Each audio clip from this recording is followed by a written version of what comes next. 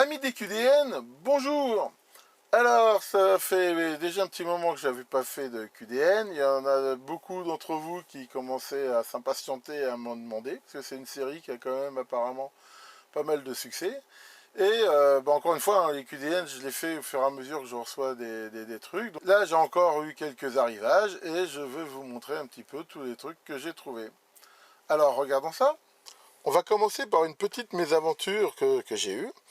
Ça fait la deuxième fois que je commande ça. Alors je le sors pas. C'est un thermomètre en verre à alcool, très précis, enfin soi-disant, qui coûte pas très cher, il coûte dans les 2 euros. Et la première fois, il me l'avait envoyé emballé juste comme ça, et il avait été bien sûr cassé. Ce coup-ci, j'en recommande un, parce que j'avais dit qu'il fallait qu'ils améliorent l'emballage. Et en effet, il me l'a envoyé toujours dans ce truc en plastique, mais juste entouré d'une mousse flexible.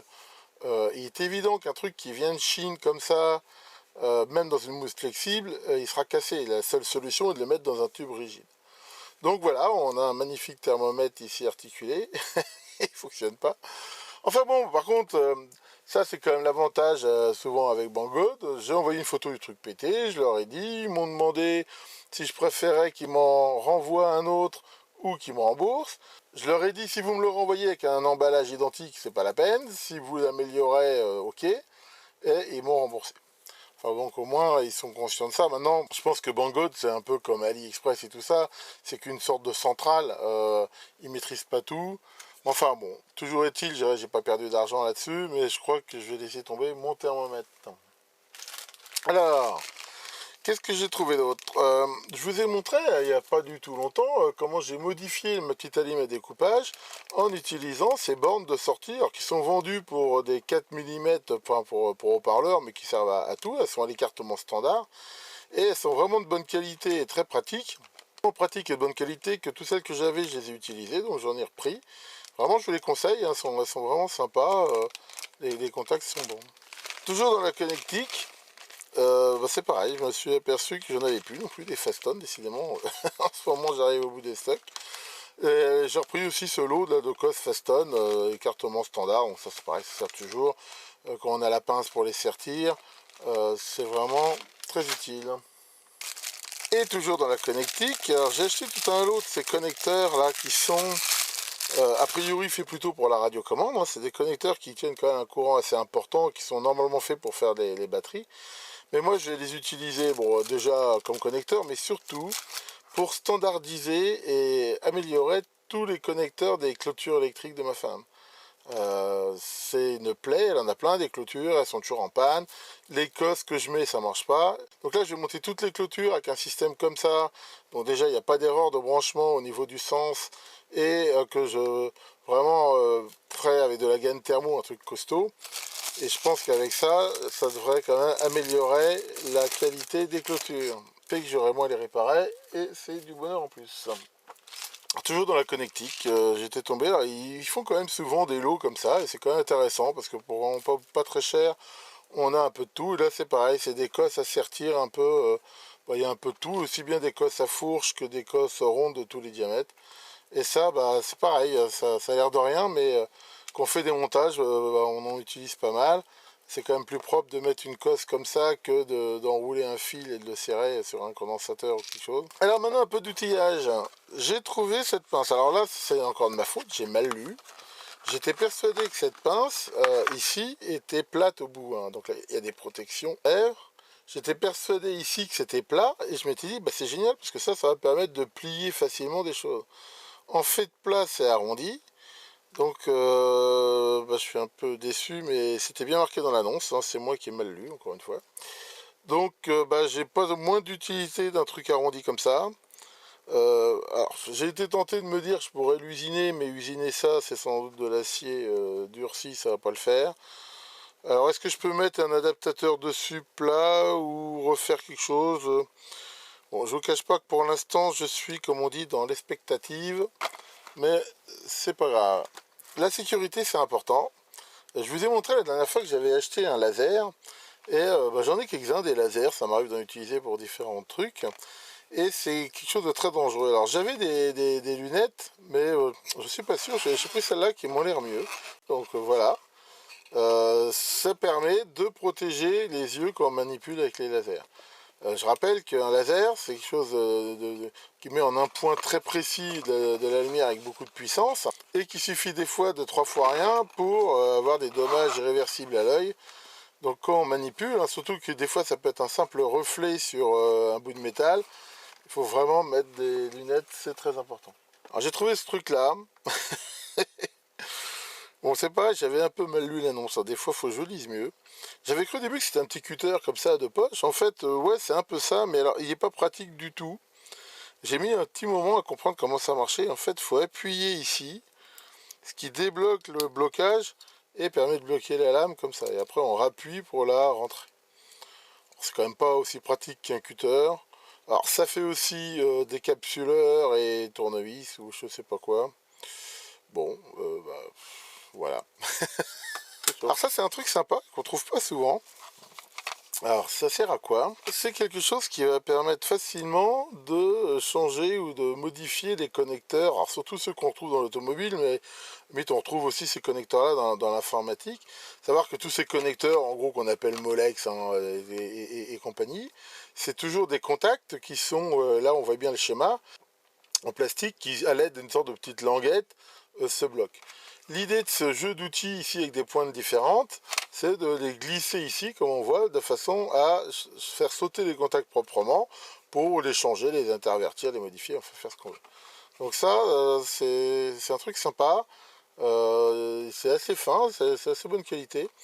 Et ça m'arrive des fois de vouloir changer ou bricoler ce genre de contact. Avec ça, je pourrais faire ça proprement. Pour info, les types ronds aussi, hein, un peu comme les alimes des anciens disques durs, avec des petits tubes aussi, on arrive à les faire sauter. Tout bêtement, et un petit bout de plaque de zinc. Sur Banggood, ils vendent comme ça des petits bouts de plaques de différents matériaux. Je vous ai déjà montré du titane, du cuivre. Et des fois, quand on bricole, on n'a pas besoin de grand chose. Alors pourquoi du zinc? Parce que je vais faire des essais avec de gravures chimiques en l'attaquant avec de l'acide. Enfin, je ferai une vidéo là-dessus quand je le ferai. Mais enfin, voilà, j'ai pris cette petite plaque parce que c'est pas très facile à trouver et ça coûte très très cher le zinc. Alors toujours dans la mécanique. Alors ça fait longtemps que je n'ai pas tellement acheté d'outils de métrologie mécanique. J'ai pris ce truc-là. Et ce truc-là, alors honnêtement, c'est pas vendu avec ce papier anti-rouille, hein, c'est moi qui l'ai rajouté après. Qu'est-ce que c'est? Eh ben, on va dire que c'est un V de précision qui en plus est gradué, comme on le voit ici là, et qui permet de façon précise, hein, parce qu'on voit ici qu'il y a une gravure qui fait vernier, d'incliner jusqu'à, enfin là c'est à 45 degrés, donc de le remettre jusqu'à 90. Donc ça sert pour faire de la métrologie, du traçage, et éventuellement, si pour certaines choses, positionner des pièces sur la fraiseuse. Et j'avais pas ça, il était en vente sur Banggood à un prix intéressant, donc je l'ai pris, et c'est de bonne qualité, c'est bien usiné, c'est propre. Honnêtement, il n'y a rien à dire.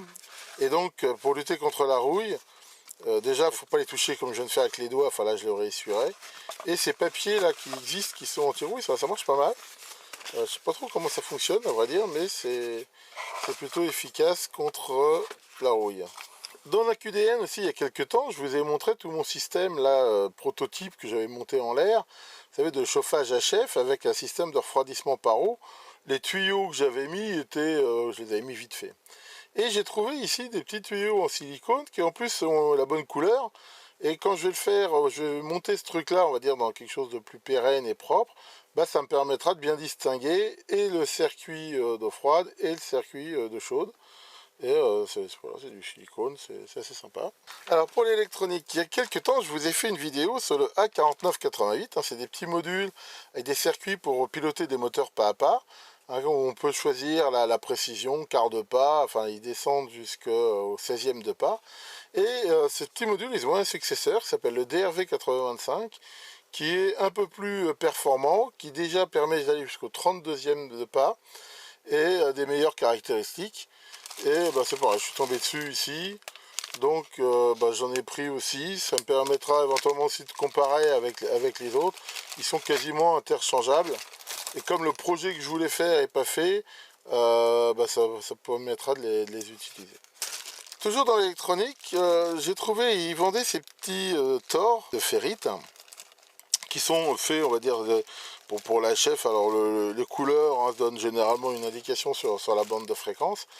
Et bah, c'est pareil, j'en avais pas tant que ça. Et surtout là que je commençais à faire des vidéos un peu sur la radio, bah, ça peut permettre de faire des tas de choses, hein, des mixeurs, des oscillateurs, des choses comme ça. Alors je connais pas trop les caractéristiques, maintenant on peut facilement un peu les déterminer, alors, enfin on va dire un peu lâche, mais si on fait 10 spires autour déjà, qu'on les mesure, ça donne une idée un peu de la fréquence et aussi du nombre de micro-henrisses par tour. Donc là, ça se vendait par paquet de 5, alors comme d'habitude, vu que c'est moins cher qu'on en prend 3, bah, j'en ai pris 15, je les ai regroupés là. Ces petits modules, je vous les montre vite fait, mais je ferai une vidéo sur cela, parce qu'il faut reconnaître qu'ils sont vraiment bien. Je vous ai déjà montré des tas de petits modules chinois abaisseurs de tension, mais ceux-là, ils sont, je vais dire, un peu plus intéressants. Pourquoi? Parce qu'on voit qu'il n'y a pas simplement un réglage de la tension, ils ont rajouté au régulateur à découpage tout un système de régulation de courant, c'est-à-dire qu'il marche en courant constant, avec un système ici de LED. Et j'ai fait vite fait des mesures dessus et j'ai été vraiment agréablement surpris. Il marche très bien en mode courant constant et vraiment ils sont sympas. Pareil, ça coûte rien qu'on les prend en 10 comme ça, là c'est vraiment euh, assez pratique. Alors en même temps, pourquoi il y a 3 potentiomètres? Parce qu'il y a tout un système aussi pour les utiliser en chargeur de batterie avec ici une LED d'indication de charge. Enfin bon, j'en parle pas trop parce que j'ai prévu de faire une vidéo spécifiquement sur ces modules-là, donc j'y reviendrai à ce moment-là. Toujours dans l'électronique, mais là sur eBay, et chez un vendeur canadien, j'ai trouvé quelqu'un qui vendait pour vraiment pas cher des composants qu'on trouve pas si facilement que ça. Alors c'est quoi là? Bien sûr c'est du CMS, c'est tout petit. C'est en fait des pavés atténuateurs. Hein, donc c'est des atténuateurs en pi ou en T, je ne rappelle plus, je crois que c'est en pi, 50 ohms, et ceux-là c'est des 4 dB, ceux-là c'est des 3 dB. Alors ces atténuateurs-là, ils ont aussi l'avantage, c'est que bah, on peut les mettre en cascade, hein, et comme je vous l'ai montré dans ma vidéo sur les dB, bah, ça s'additionne, hein. Si je veux faire un 8 dB, bah, j'en mets 2 à la suite. Bien sûr, vu leur taille, ils ne dissipent pas une puissance phénoménale, hein, donc c'est pas des effets pour être... hein, c'est marqué ici, hein, voilà, ça fait 100 milliwatts, donc c'est pas énorme. Par contre, ça peut des fois être pratique pour bah, faire dans des montages HF. Et bon, j'en avais en fait besoin d'un, je crois, pour faire un truc. C'est comme d'habitude. Pour le prix d'un, là, je pouvais en avoir 33 ou voire même 60, donc pourquoi se priver? Alors, ce petit kit là, bah, c'est quoi? C'est bah, tout bêtement, enfin, ça se veut être une mini éolienne, mais en fait c'est un bête moteur électrique hein, qui est ici avec cette hélice et qui permet ici, on voit qu'on s'attend assez vite d'allumer une LED. Alors pourquoi j'ai pris ça aussi? C'est pour un projet que j'ai, dont je vous reparlerai quand ça sera fait. Alors c'est pas des moteurs, j'en ai plein, des LED j'en ai plein. Ce que j'ai moins c'est cette hélice, et c'est surtout pour ça que je l'ai acheté, en plus ça coûte vraiment que dalle. Mais c'est pareil, j'y reviendrai quand je ferai la vidéo. Oh, je vais vous montrer ces 2-3 trucs que j'ai trouvé, alors qui sont pas tellement en rapport exactement avec ce que je fais d'habitude. Mais j'ai pas que l'électronique, enfin tous les hobbies que je présente dans ma chaîne, j'en ai un autre. C'est d'être un petit peu collectionneur de ce truc Star Wars. Alors les trucs Star Wars, il y en a beaucoup, mais surtout je collectionne tout ce qui tourne plutôt autour des droïdes et plutôt R2D2. Et j'ai trouvé il n'y a pas longtemps sur, alors c'est pas sur Banggood, je crois que c'est sur Gearbest, ou je crois, un certain nombre de trucs qui étaient liés à ça. Ici déjà il y avait cette petite boîte là. Donc là on voit un truc qui est plutôt marrant pour pas payer les droits là. Alors c'est tout copié mais c'est pas Star Wars, c'est Space War. Et des robots qui quand même ressemblent relativement à des formes connues. Donc il y avait ce petit système ici. Ensuite il y avait ce petit BB-8 là pendentif. Tous ces petits personnages, alors c'est pareil, moi ce que je collectionne c'est le robot, donc c'est surtout ça qui m'intéresse. Et ici, pour finir, tout ce lot là de personnages, donc, toujours pareil, j'ai acheté plutôt pour ça, même si c'est pas de super qualité, mais ça permettra d'agrémenter ma collection. Ah, tiens, un hyper appel. Bon, allô?